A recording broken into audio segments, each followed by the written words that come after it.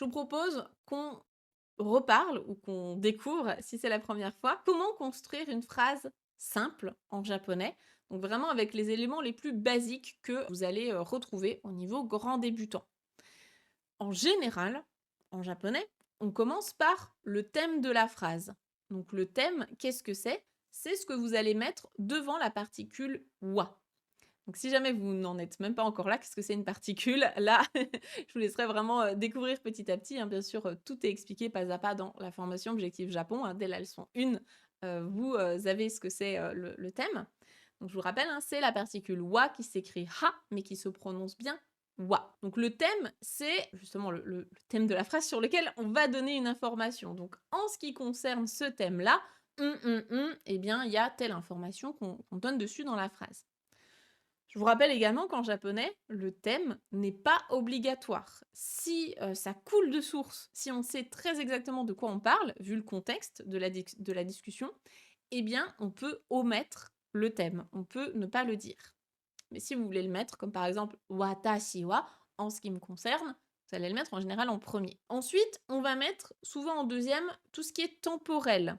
Alors, encore une fois, là, les deux, on peut inverser, hein. On peut mettre thème temporel ou bien temporel thème. Les deux sont OK en début de phrase, ça n'a pas grande importance. Donc, par exemple, watashi wa kino, donc hier, c'est un élément temporel, hein, mais je pourrais aussi dire kino watashi wa, donc hier, j'ai, ou je fais, ou je faisais quelque chose.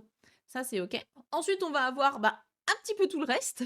Donc, potentiellement, avec qui j'ai fait une action, le lieu dans lequel j'ai fait une action, ce que j'ai fait, ce que j'ai mangé ou autre, hein. Mais, par contre, ce qui est indispensable, c'est de bien mettre le verbe à la fin de la phrase. Ça, on ne peut pas y déroger. En japonais, le verbe qui est conjugué, il arrive forcément à la fin de la phrase.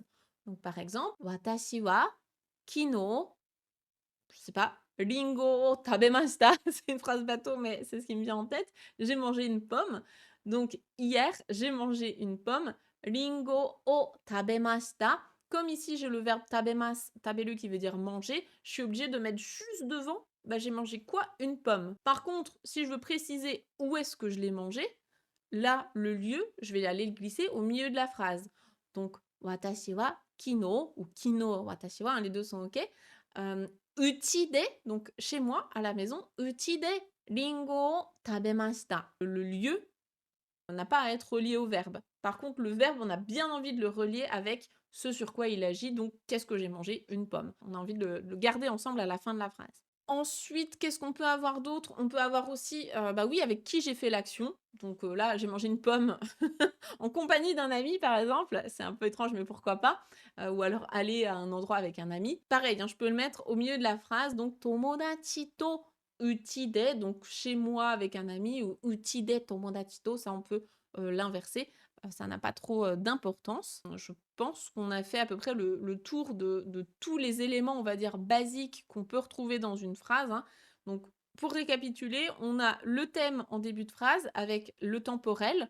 Le thème, on peut l'enlever si jamais vraiment ça coule de source que je parle de moi, typiquement dans cet exemple.